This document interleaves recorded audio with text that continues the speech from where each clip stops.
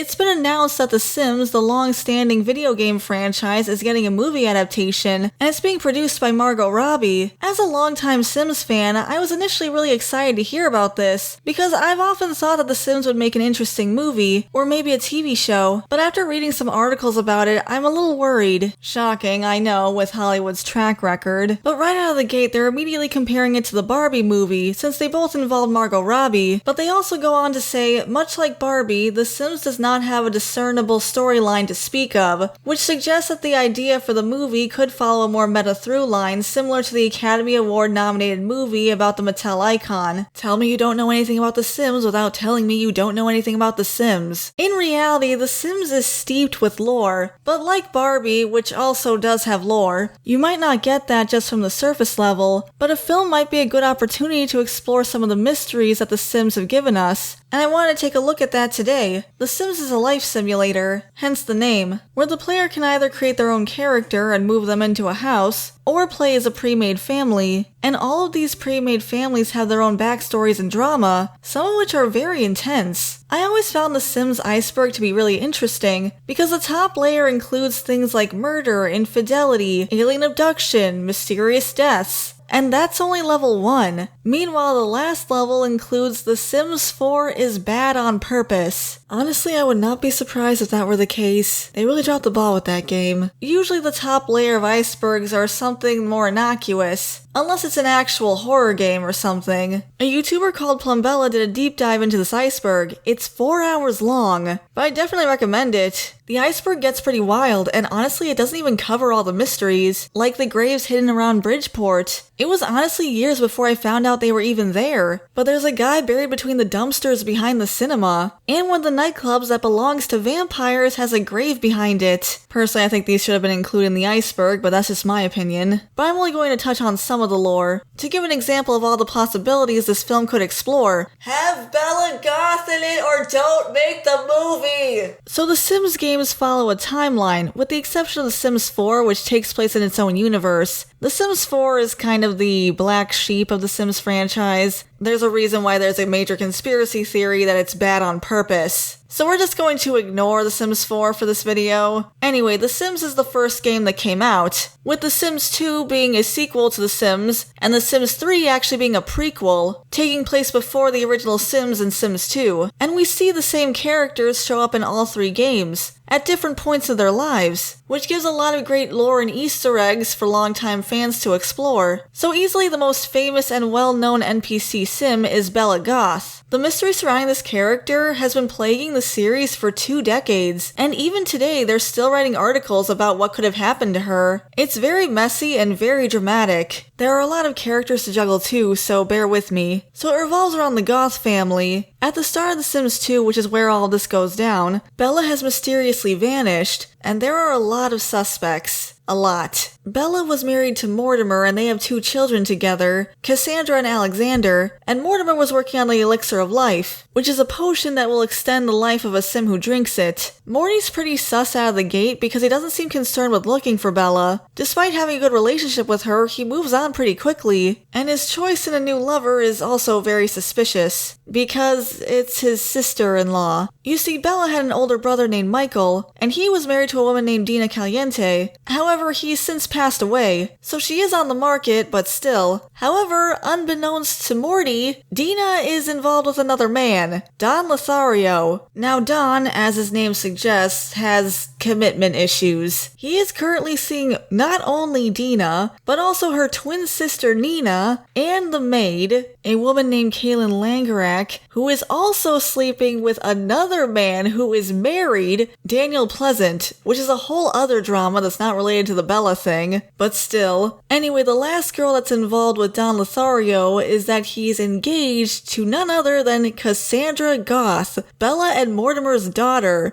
who he doesn't even like and doesn't even want to marry. He's pretty much only marrying her for her money, but Cassandra has no idea about any of this. She's hopelessly in love, which really sucks. But these are the major players involved in this story. Well, not Kaylin so much, she's just kinda there. But everybody else, they're all sus. Anyway, Bella's last known location was Don Lothario's house. We don't know why she was there. It probably had something to do with the wedding coming up, but as if Don's shenanigans weren't bad enough, according to his memories, he tried to kiss Bella. You know, the mother of his fiancé? But unsurprisingly, she rejected him, since, he's engaged to her daughter. For some reason, Bella doesn't immediately flee the scene. That's probably what I would have done if I were in her shoes. Instead, she follows him up to his balcony, and that's it. She disappears after this. So what could have happened? Mortimer did move on pretty quickly and doesn't seem interested in investigating her disappearance at all. Could he have been involved? But then again, maybe Don Lothario bumped her off. She did reject him, but there are DLCs that explain what happened to her. She was abducted by aliens. Because of course she was. This is where the Calientes could have come in. You see, they're part alien. Because of course they are. Welcome to The Sims. Their last name alludes to this fact because Caliente has the word alien in it. So they're alien-human hybrids. The most common theory about what happened to Bella is that Dina was after Mortimer, specifically for his elixir of life. So they had to get rid of Bella, and they did that by pulling some strings to have her abducted, like you do. And then there's Morty. I don't think he knows what the Calientes are up to, but he's not looking for her, and he moved on so quickly to Dina, aka his dead brother-in-law's younger wife. Who's seeing Don on the side? Who's seeing her sister Nina on the side? And Kaylin on the side? Who's seeing Daniel on the side? Yeah, none of these people are good people. Meanwhile, this was Cassie's first relationship and she's heartbroken. And Alex now has to grow up without a mother. Speaking of Alex, there's a mystery revolving him as well. Because in The Sims 3, we find books that are written by Alexander Goth. Even though it's a prequel, so Alex wasn't born yet. But he apparently wrote a book called A Murder in Pleasant View, which is a town that he and his family lives in The Sims 2. There's also other references to Bella's disappearance in The Sims 3, despite the fact that she appears in this game as a child. And Sims in the detective career will make references to Bella. The thing is, time travel is confirmed in The Sims. In fact, our good friend Don Lothario ends up time traveling in The Sims 3. Instead of him appearing as a child, his bio specifically states that he is the same Don Lothario from The Sims 2. According to his bio in The Sims 3, Don woke up one morning in a whole new world. He remembers stepping onto a teleporter, several women laughing, then nothing else until he found himself here. It's pretty safe to assume that the teleporter was a time machine, so the theory goes that at one point in the future, Alex gets a hold of a time machine too, and uses it to go back in time to try to save Bella, but he overshot his destination and ended up before The Sims 3, where he wrote these books and ended up changing the timeline, which would also explain why The Sims 4 is not a part of the main timeline, because in that game the Goths are all together and they seem to be a happy family, although The Sims 4 has little to no plot progression, which is one of the many criticisms players have about it, but on the bright side it means the Goths can actually be happy, so that's one nice thing I can say about this game. The point is, I'm going to be very disappointed if they use this movie to just be meta. Bella Goth and her story is just scratching the surface of all the lore in this game. There's so much potential here. The Grim Reaper should definitely be in the movie too. He's such a huge presence throughout the series. And honestly, there's a bunch of characters I'd love to see in the film, like the Grim Reaper's lover, Olive Spectre, who's also a serial killer, and Nervous Subject, their love child, who is being experimented on by mad scientists, among many, many other great characters. But that's my opinion. What do you guys think? Which characters and storylines from The Sims would you like to see explored in a film? Or do you think a movie isn't a great idea to begin with? Let me know in the comments below. I'd love to hear from you. Thanks for watching, everyone. I really appreciate it. Before I go, I want to give a shout out to the members: Tyrant Carnivore, Shiny Orc Boy, General Bolivar, Depth Charge Media, Samaru163, Gabby Hime, Verdant Range, JVR, Phil C, Taylor Ramirez, Dakari the Professor, Equestron, Norman Sweet Cream, Way Beyond Coincidence, Hunter Rose, 80s Nostalgia Guy, Felix Bam, Lucas Geist, J Draws, Blue Spirits, Meowsers, Sky, Jinke Z, Philip, Stutania, Isaac Martinez, Garcia XV Legend, Datadyne Executive, Kitsune Fiora, Tobias Weller, Bandito Bane, Owen Wildish, and Mac B909. Thank you all so much for your support. If you'd like to become a member, you can hit the join button next to the subscribe button. We also have Buy Me Coffee if you want to support us that way. If you enjoyed the video, you can leave a like and subscribe to the channel if you want to see more content. And that part's free. Thanks again for watching, everyone, and I'll see you next time. Bye for now.